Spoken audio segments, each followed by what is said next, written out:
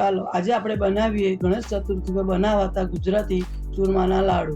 એના માટે આપણે એક બાઉલ ઘઉંનો કરકરો લોટ લેશો, જે આપણે ભાખરી માટે લઈએ છીએ તે લેવાનો છે. અને તે ટાઈમે આપણે એની અંદર 2 ચમચી તેલનું મોણ નાખવાનું છે. અહીં સિંગ તેલ નથી વાપરવાનું, તમે અહીંયા કપાસિયા તેલ કાં તો સનફ્લાવર એવું કોઈ ઓઇલ વાપરી શકો, જે તેલમાં સ્મેલ નહીં હોય એવું તેલ તમારે વાપરવાનું છે. અને અહીં તમારે મુઠિયા પડતું મોણ નાખવાનું છે. જો તમે જોઈ શકો છો મારા વિડીયોમાં કે હું કેવી રીતે લોટ હલાવું છું અને કેવી મેં મોણ નાખ્યું છે તે, જો હું તમને બતાવું છું. જો આવી રીતે મુઠિયા થવા જોઈએ એ રીતનું આપણે અહીંયા તેલ નાખવાનું છે. અને જ્યારે આપણે આ બનાવવાનું શરૂ કરીએ ત્યારે આપણે સૌથી પહેલાં તેલ ગરમ કરવા મૂકી દેવાનું છે અને ત્યાર પછી આપણે આ લોટ બાંધવાનો. જો તમે જોઈ શકો છો કે મારું મુઠિયા પડતું મોણ મેં નાખ્યું છે, આ રીતનું આપણે મોણ નાખવાનું છે. અને ત્યાર પછી આપણે આવું નવશેકું પાણી લેવાનું, જે આપણે હાથ લગાવીએ તો થોડું આપણને ગરમ લાગતું હોય. એકદમ ઠંડા પાણીથી લોટ નથી બાંધવાનો, નવશેકા પાણીથી આપણે આ લોટ બાંધવાનો છે. અને થોડું થોડું પાણી લઈને લોટ બાંધજો. ભાખરી જેવો જ લોટ બાંધવાનો છે અને વધારે પડતો એકદમ કડક નથી બાંધવાનો, એકદમ પરોઠા કરતાં થોડો કડક અને ભાખરી કરતાં થોડો નરમ, એ રીતનો આપણે અહીં લોટ બાંધવાનો છે. જો તમે જોશો કે હું કેવી રીતે એને લોટ બાંધી રહી છું. થોડું થોડું પાણી નાખવાનું, આ રીતે ચમચાથી જ નાખજો પાણી, કારણ કે આપણે અહીંયા પાણી ગરમ કર્યું છે એટલે આપણું વાસણ પણ ગરમ હોય છે.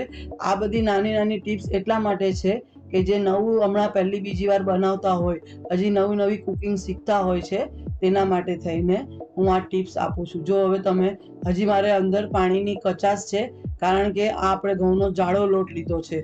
જાડો લોટ હંમેશા પાણી પી છે, એટલે આપણે થોડું ધ્યાન રાખવાનું કે એકદમ કડક બાંધશું તો આપણા મુઠિયા તળશું તો અંદર સુધી એ ચડશે નહીં અને અંદર સુધી એ કૂક નહીં થશે. એટલે આપણે જરાક એને એકદમ સોફ્ટ નહીં પણ આ રીતનો લોટ બાંધવાનો છે કે જે આપણે અંદર સુધી આપણો કૂક પણ થવો જોઈએ. ને આ રીતે મુઠિયા વાળવાના છે અને આવી રીતે આંગળીની નિશાન આવવી ખાસ જરૂરી છે, તો જ અંદર સુધી આપણા મુઠિયા કૂક થશે. એટલે આ એક ટિપ્સને તમે ફોલો કરજો. હું આમાં દરેક નાની નાની ટિપ્સ આપું છું, કારણ કે જે વર્ષોથી બનાવે છે તે લોકોને તો બધી ખબર હોય છે, પણ જે અત્યારે નવા શીખતા હોય છે તેના માટે થઈને હું આ ટિપ્સ આપું છું. આવી જ રીતે આપણે બધા મુઠિયા વાળી લેશું અને તેલ તો આપણે પહેલાં જ ગરમ કરવા મૂકી દીધું છે ધીમા તાપે. હવે આપણે એને ચેક કરીશું.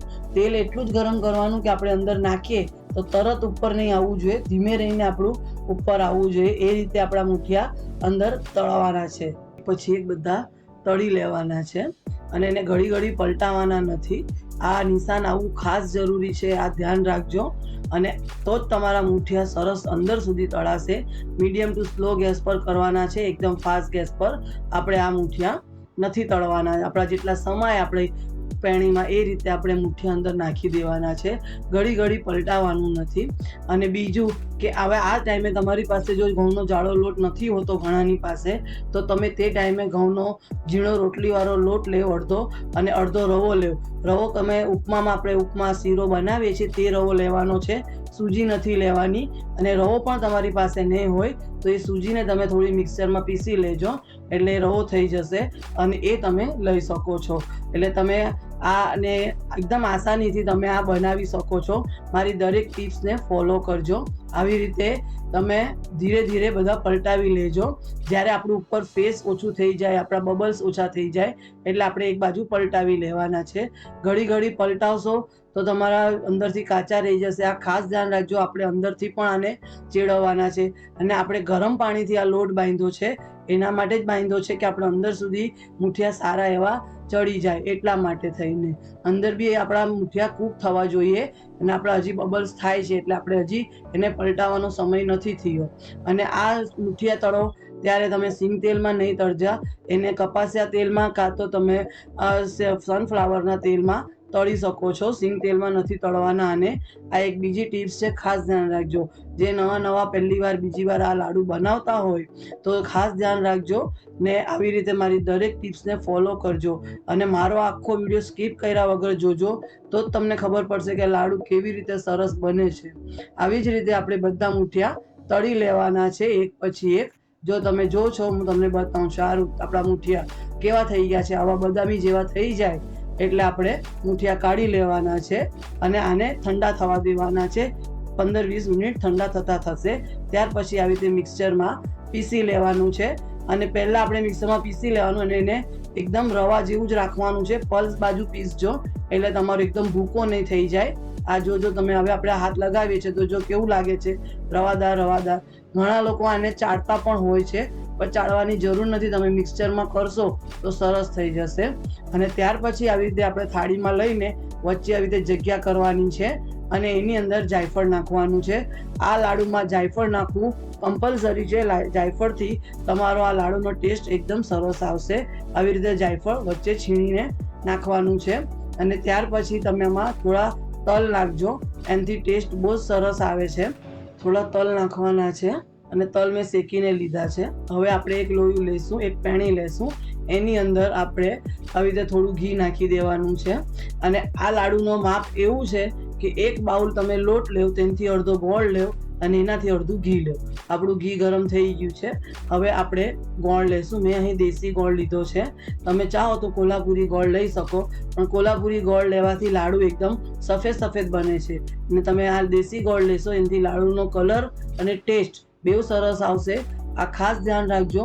તમે બને ત્યાં સુધી તમે દેશી ગોળ જ લેજો. નહીં હોય તો તમે કોલ્હાપુરી વાપરી શકો છો, તમારા ઘરમાં જેવી રીતે ખવાતું હોય એ રીતે, પણ ગોળ જ લેવાનું છે. આમાં ખાંડ નથી લેવાની, ખાંડ કે સાકર કંઈ નથી લેવાના.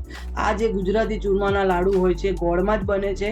અને ગણપતિ બાપા માટે આપણે જ્યારે આ લાડુ બનાવીએ છીએ એ ગોળમાં જ હોય છે.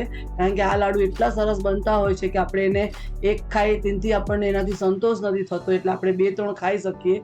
એટલે ગોળમાં ખાશો ને બનાવશો તો ગોળમાં તમને એ નડશે નહીં અને તમારા સ્વાસ્થ્ય માટે સારું રહેશે. આ ખાસ ધ્યાન રાખજો. ને આવી રીતે ધીરે, અને આ ટાઈમે ગેસ એકદમ સ્લો કરી દેવાનો છે, કારણ કે ધીરે ધીરે આપણે આને ખાલી ગોળ પીગાળવાનો નથી, એનો થોડો પાક થવા દેવાનો છે. જરા અમથો એવો પાક થવા દેવાનો. જો તમે જો છો હવે ધીરે ધીરે આપણો આ ગોળ એકદમ સોફ્ટ થઈ ગયો છે અને એકદમ હલકો થઈ ગયો છે. અહીંયા ઉપર સુધી આવી જાય એ રીતે તમારે એને થવા દેવાનો છે. આને થતાં લગભગ 5 થી 7 મિનિટ જ થાય છે, વધારે નથી થતો. જો તમે ફાસ્ટ ગેસ પર કરશો તો એકદમ કડક થઈ જશે અને તમારા લાડુ એકદમ સોફ્ટ નહીં બનશે. એટલે ધ્યાન રાખીને તમે આ ગોળની પાઈ કરો. એકદમ ખાલી પાઈ નથી કરવાની, પણ એકદમ એને પીગાળીને આવી રીતે એકદમ હલકો કરી દેવાનો છે. આ એનું મેઇન સ્ટેપ છે, એ ખાસ ધ્યાન રાખજો. હવે આપણે ગેસ બંધ કરી દઈશું અને એને 2 સેકન્ડ રહેવા દઈશું. ત્યાર પછી આપણે જે થાળીમાં એને ચૂરમું રાખ્યું છે તે આપણે વચ્ચે જે જગ્યા કરી છે એની ઉપર આપણે આ ગોળનો જે આપણે પાયો બનાવ્યો છે તે નાખી દઈશું. અને નાખ્યા પછી એને આપણે ધીરે રહીને હલાવશું, કારણ કે અત્યારે ઘણું ગરમ છે. એટલે તમે હાથથી નહીં પણ આવી રીતે તવેથાથી જ હલાવજો, કારણ કે નવા જે શીખતા હોય છે તે લોકોને આ બધાનું ધ્યાન નથી હોતું. એટલે નાની નાની ટિપ્સને ફોલો કરવું ઘણું જરૂરી છે. તો તમે જો આવી રીતે ધીરે રહીને, આપણે હજી પણ આ ગરમ હશે એટલે આપણે લાડુ નહીં વાળી શકશું. થોડી વાર એને રેસ્ટ થવા દેજો અને ત્યાર પછી આપણે એના લાડુ બનાવીશું. લગભગ 10 મિનિટ તમારે આને ઠંડુ થવા દેવું પડશે. આપણે હાથ લગાવી શકીએ અને લાડુ વાળી શકીએ એટલું ઠંડુ આપણે એને થવા દઈશું. આને આપણે આવી રીતે ઠંડુ થવા દઈશું. અને જ્યારે આ પાય આપણે કહીએ ઘીમાં જ કરવાની છે ત્યારે તેલ નથી વાપરવાનું. અને જ્યારે આપણે મુઠિયા તળ્યા છે, જો તમને ઘીમાં તળવા હોય તો પણ તમે તળી શકો છો. આ ખાસ ધ્યાન રાખજો. જો હવે આપણું ઠંડુ થઈ જવા આવ્યું છે, એકદમ ઠંડુ નથી થવા દેવાનું, થોડું ઠંડુ થઈ ગયું છે કે આપણે એના લાડુ વાળી શકીએ એટલું ઠંડુ આપણું થઈ ગયું છે. અને ઘણા લોકો આના જે મુઠિયા છે તે ઘીમાં પણ તળે છે, પણ ઘી કરતાં તમે તેલમાં તળશો તો રિઝલ્ટ ઘણું સરસ આવશે. અને આમાં સિંગ તેલનો ઉપયોગ નથી કરવાનો, એ પણ એક ખાસ ધ્યાન રાખજો. અને મણ પણ એટલું જ મૂકજો કે જે તમારું મુઠિયા પડે તેટલું જ. મારી દરેક નાની ટિપ્સને ફોલો કરીને આ સરસ એવા લાડુ તમે બનાવજો અને ચોક્કસથી બનાવજો. કેવા બન્યા મને જણાવજો. જો તમે જો છો હું લાડુ કેવી રીતે વાળું છું, આવી રીતે હલકા હલકા હાથે જ વાળવાના છે. વધારે તમે જોરથી વાળશો તો બધું ઘી નીચે પડી જશે અને તમારા લાડુ સૂકા થઈ જશે. આ લાડુ તમે 2 દિવસ પછી પણ ખાશો તો અવાજ સોફ્ટ અને ઘીવાળા રહેશે. અને ત્યાર પછી આપણે આને આવી રીતે ખસખસ લગાડી દેવાના છે. જો તમે જો છો કેવા સરસ આપણે આવા નાના નાના સરસ લાડુ બનાવવાના છે. અને હવે આપણી પાસે આ રીતનું એક મોલ હોય છે જે બજારમાં માર્કેટમાં એકદમ આસાનીથી મળી જાય છે. તે તમે લાડુ માટે લઈ શકો છો. અને એમાં થોડી ખસખસ નાખી દેવાની અને ત્યાર પછી આપણે આવી રીતે એની અંદર એ થોડુંક મૂકીને લાડુનો શેપ આપી દેવાનો છે. ઘણા લોકોને આવા શેપવાળા લાડુ કે દેખાવમાં પણ સરસ લાગે અને ખાવામાં પણ સરસ લાગે, પણ કોઈની પાસે જો આ મોલ નથી હોતું તો તમે એને હાથથી પણ બનાવી શકો છો. જો તમે આવી રીતે આપણે આ લાડુ બનાવી લેવાના છે. આ રીતે આપણે લાડુ બનાવી લીધા છે. હવે આપણે આમાંથી મોદક પણ બનાવવા હોય તો બનાવી શકાય છે. આ રીતનું મોલ મળે છે બજારમાં, માર્કેટમાં આસાનીથી મળી જાય છે. એના પર થોડી ખસખસ નાખવાની છે અને થોડું આની અંદર આપણે આવી રીતે થોડું લાડુ જેવું બનાવીને આની અંદર આપણે ભરી દેવાનું છે. એને આખું સીલ કરી દેવાનું છે આ રીતે, અને પછી એને બીજી બાજુ આપણે આવી રીતે બંધ કરી દેવાનું છે અને આજુબાજુ વધારાનું બધું કાઢીને મોદકનો શેપ આપવાનો. જો તમે જોશો આમાં મારું હજુ પોલું છે એટલે હજી બીજું હું ભરું છું, અને આ રીતે આપણે મોદકનો શેપ આપી દેવાનો છે અને એને વધારાનું બધું આગળ પાછળથી બધું કાઢી લેવાનું છે. જો તમે જોશો હવે આપણે આને ખોલી લેવાનું અને નીચેથી એને કાઢી લેવાનું છે. આ રીતે થોડું કેરફુલી હેન્ડલ કરજો. જો તમે જોશો મોદકનો કેટલો સરસ શેપ આવ્યો છે. તમને લાડુ મોદક જે બનાવવું હોય તે તમે આમ ચૂરમાથી બનાવી શકો છો. તમને જો મારો આ વિડીયો ગમતો હોય, મારી રેસીપી ગમતી હોય તો લાઈક કરજો, શેર કરજો, સબસ્ક્રાઈબ કરજો, કમેન્ટ કરજો. ગણેશ ચતુર્થી પર ચોક્કસથી આ લાડુ બનાવજો. કેવા બન્યા મને ચોક્કસથી કોમેન્ટમાં જણાવજો અને અમારા ફેસબુક પેજને પણ ફોલો કરજો. Thank you for watching. ફરી મળીશું નવા વિડીયો સાથે, નવી રેસીપી સાથે. Thank you for watching. જય ગણેશ.